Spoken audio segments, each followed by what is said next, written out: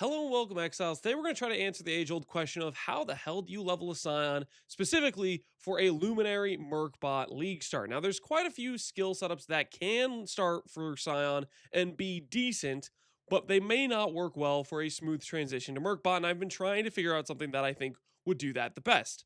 Now, some of these options might include Kinetic Fusillade, Poisonous Concoction, maybe a Physical Slammer.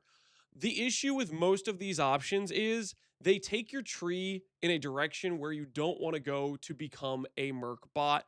For example, if I'm playing Poisonous Concoction, I'm going to be incentivized to go grab poison and projectile nodes up here. Similar things with Kinetic Fusillade. I'm going to go for like some reduced skill effect duration, proj speed scaling. A lot of these things do not support being a mercenary bot because for a mercenary bot, ideally you want to be doing things like life stacking for Flame Link, you want war cries, you want aura effect scaling, things like this, which those trees don't support, which is going to require a much harsher transition where you just remove a bunch of nodes and add a bunch of nodes and hope you end up being okay. And I didn't like the idea of doing that. So, what I have come away with, the conclusion I've come to, is I want to end up being a Righteous Fire character. Now, a Righteous Fire character, you'll notice, has a tree where you end up wanting a lot of life, because life then gives Righteous Fire base damage, but it also is very good for things like Flame Link, which gets base damage dependent on how much life you have, which means you can better support your Mercbot, hopefully making that transition smoother. As for example, here I have my level 58 tree where I have a tree that fairly decently supports Righteous Fire, definitely a bit more on the tanky side. But then by the time I'm level 70, I have a tree that's full on Mercbot, full support. I've let go of the damage nodes for RF, and you'll notice my tree didn't really change that much. I deleted some of the damage nodes here and there to get points back to go more into the Mercbot position, but all in all, the difference between these two trees is not all that much. It doesn't require a huge respec. Whereas if I had done a tree that's centralized over here or over here, it would be a much harsher respec to get a Mercbot online. So that's why I want to do Righteous Fire. And I also like Righteous Fire a lot in terms of its early game, feels good power. I did a leveling run with it yesterday on stream. And I did Katava in a little bit over 2 hours. This isn't a particularly good Katava time, but let's consider this in the context of how fast I normally go. I normally am, if I'm playing a very good league starter, I could maybe get like 155 to 150. So this is maybe a little bit slower than that. But you have to remember, this is still a Scion league start, which has a, in my opinion, bad starting tree. And on top of that, this is with an ascendancy that only gave me one passive point and a little bit of attributes, and there is no Mercbot in this run. So I would think on League Start, when we actually get the ability to capture a Merc, and that dude is fighting alongside us this entire run, this gets sped up quite a bit and ends up being fairly good. So I am happy with this time, and I will link below the VOD to showcase essentially the run I did as I ran through this, which the plan was essentially Spectral Throw into Righteous Fire. And the reason I came away with this, and it's not going to load this, but whatever, that's okay. The reason I came away with starting with a Spectral Throw start is because it requires the least amount of gear swapping while doing very considerably good damage. From what I tested, I tried quite a few different things. I tried a smite setup, I tried doing some wand setups, I tried doing shield setups like shield charge, shield crush, stuff like that. All in all, Spectral Throw was the least amount of cost in terms of needing to buy more gems to transition more things, because you get Spectral Throw right out the gate from your very first thing that you drop on the shore, and then you get a Corroded Blade to start off with, and you're chilling until you get your next two-hand sword, and that's pretty much the only gear changes you need. Aside from that, you can dedicate pretty much all your resources to vendoring magic items and rare items to get transmute shards built up, because when you swap over to Righteous Fire, you end up wanting to get a lot of fire res crafts on things, and this synergizes very well with it. You initially start out with some iron rings. Great, you're set up for the RF swap, because iron rings, you can do a vendor recipe where you sell a red gem and the iron ring to get a ruby ring back. So it sets you up for your transition perfectly, where you're going to have lots of transmutes left over. You didn't have to spend any transmutes on extra gems to do different transitions. Like for example, if you want to do Sunder or you want to do Kinetic Fusillade, you have to buy those gems for transmutes. There's essentially a tax on your early transmutes, which hurts your ability to craft fire res on each piece of gear. Because the way the Righteous Fire start works is you essentially get this singular mastery right here, and it carries your entire sustain through mid act 3, 4-ish, and then if you add more sustain throughout your campaign run, it pretty much carries your initial RF game plan. Basically, what you do is you have 2 ruby rings. That's about 50 to 60 res there. You benchcraft fire res on both of those rings. That's another 30 to 40 fire res. Then you craft fire res on every other suffix you can. You pretty much just you can play this with just literally white gear, but if you get some rare gear pieces with open suffixes, that works too. And you'll end up with around 200 plus fire res, maybe 150 if initially you didn't have quite enough transmutes. 150 fire res is enough to swap right away. And then as you get more transmute shards, you can then craft fire res on other pieces. You'll end up with over 200 fire res, which would mean this mastery is giving you 200 plus regen, which when your character starts out in Act 2, you're going to be around 400 to 500 HP, and that means you're going to easily sustain Righteous Fire at that point. So that's kind of what's going on here for the swap. I felt like this was the smoothest in terms of like it offers you a tree that works well with RF. It gives you a character that's viable to, finish Act 3, Act 4, Act 5 without any extra support. The idea I'm thinking is initially when you get your Merc bot, this Merc is available in Scepter of God. That's the first guaranteed Merc, which they said. Also, they put in the patch notes that these guaranteed mercs do not have a loot table. I think what this means is you can reset the zone in case you get a really bad merc and you want a couple more tries at a better merc.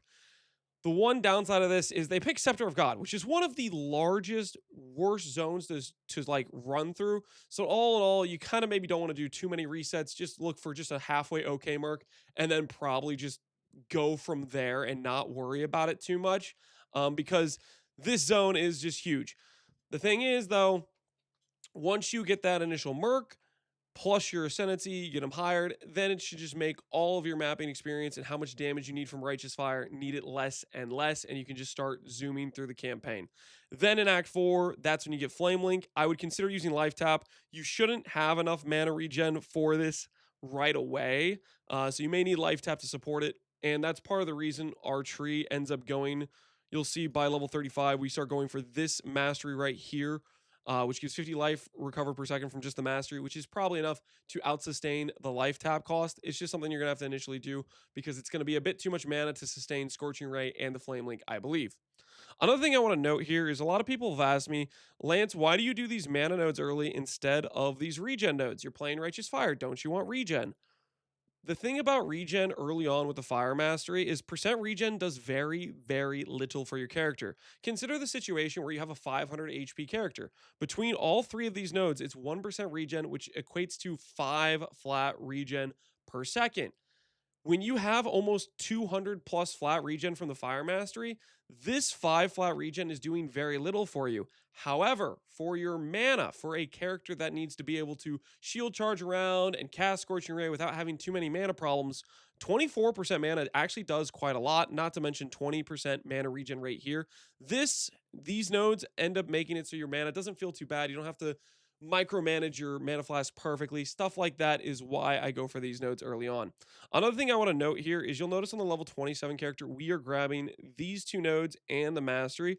This is something you don't grab until you can get Purity of Elements and Haste, because we will make a transition from having Skitterbots and, like, let's say Tempest Shield or Arctic Armor, excuse me, some of those benefits to Haste and Purity of Elements, which do 2 very important things. Number 1 is it makes you faster because you're shield charging around, and that's your movement skill, and you have movement speed.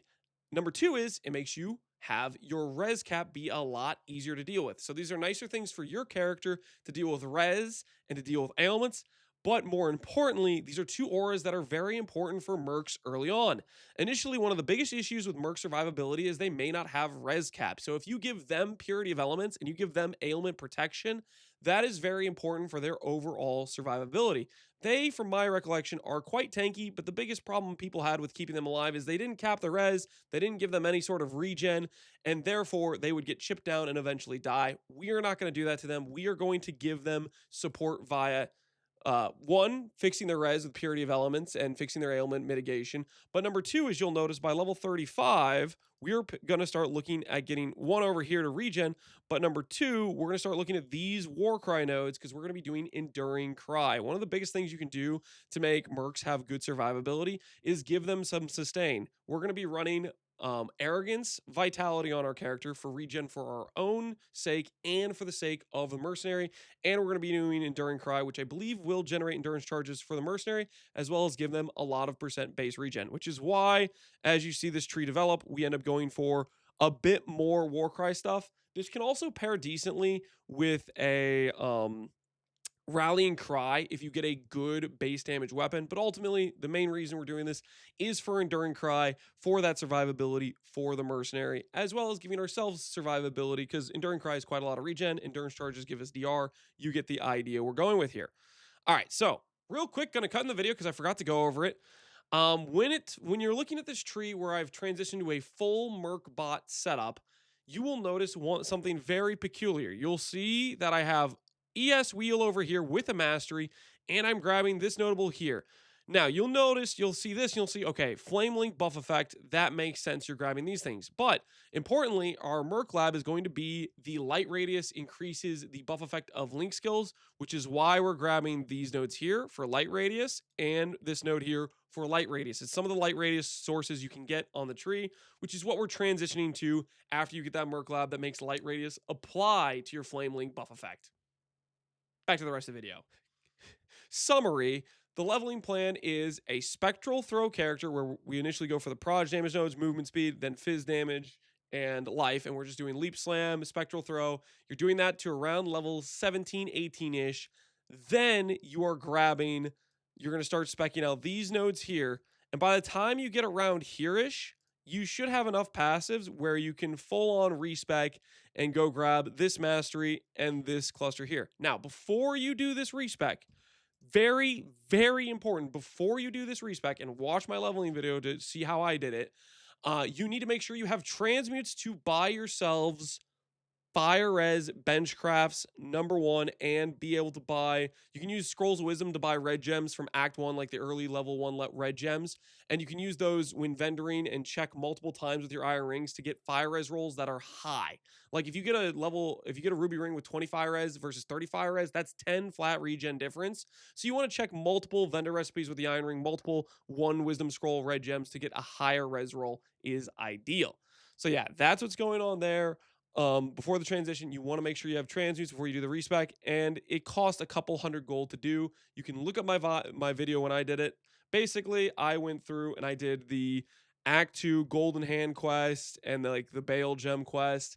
Those initial quests give you a Righteous Fire from the Bale Gem quest, and the Golden Hand gives you like an extra passive point. Stuff like that. If you're around level 18, you've done those quests, you should have the passives to respec to a tree like this, and then start working your way as a Righteous Fire character through the campaign. Now, another thing I want to note, and another reason why Righteous Fire synergizes well with the Merc bot, is because we are giving the Merc a lot of fire damage from Flame Link. You can also prioritize crafting flat fire on their gear. I think I showcased flat lightning on all my bench crafts, but flat fire actually works really well because Righteous Fire, when you pair with Scorching Ray does a minus 25 res exposure. It gives you a maximum effect exposure, and that pairs with making the damage you're giving the Merc with Flame Link, making it better. Also, you'll do things like an Elemental Weakness or a Flammability Curse to subtract their res even more. Things like this add up. You can even add in a Combustion if you have a way to ignite the enemy that will give you more minus res. These are things you should consider as additional damage multipliers for the Mercenary you are using. So yeah, that's the idea of leveling. That's the best I could come up with, where I think it gives a smooth transition with the least amount of having to change gear and swap things around. Spectral Throw to start, and then around level 18, when you're partway through Act 2, you're going to respec all these initial nodes, and you're going to go to this tree right here. It just requires quite a bit of transmutes. I have gone through and added basically a written description of this sort of progression line on the Mobalytics, and I added the early gear, which is just showcasing you want to have benchcrafted fire res on everything. That's all that's trying to showcase here. And then I have also added the skill gems to, or yeah, I've added the items, but I've also had the skill gems for the rough early gem setups you're going to go for that Act 2, which you're going to progress with these gems all the way until mid Act 3, when you're going to start thinking about swapping skitter bots for haste plus purity of elements once you get that mana reservation mastery, and then also adding in things like elemental weakness as a curse or flammability. I'd recommend elemental weakness in case your mercenary has some gear with like decent flat lightning, flat cold. Elemental weakness will work both for that and their base fire damage you're giving them from flame link.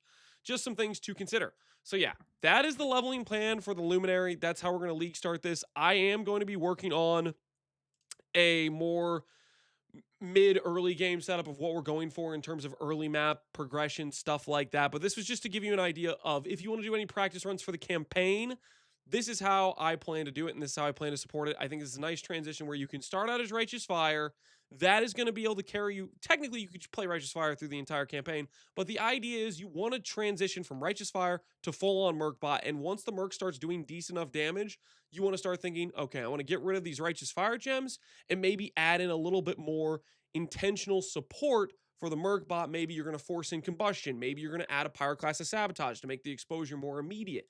Think about those sorts of things, because that's the transition we want to work towards on this character.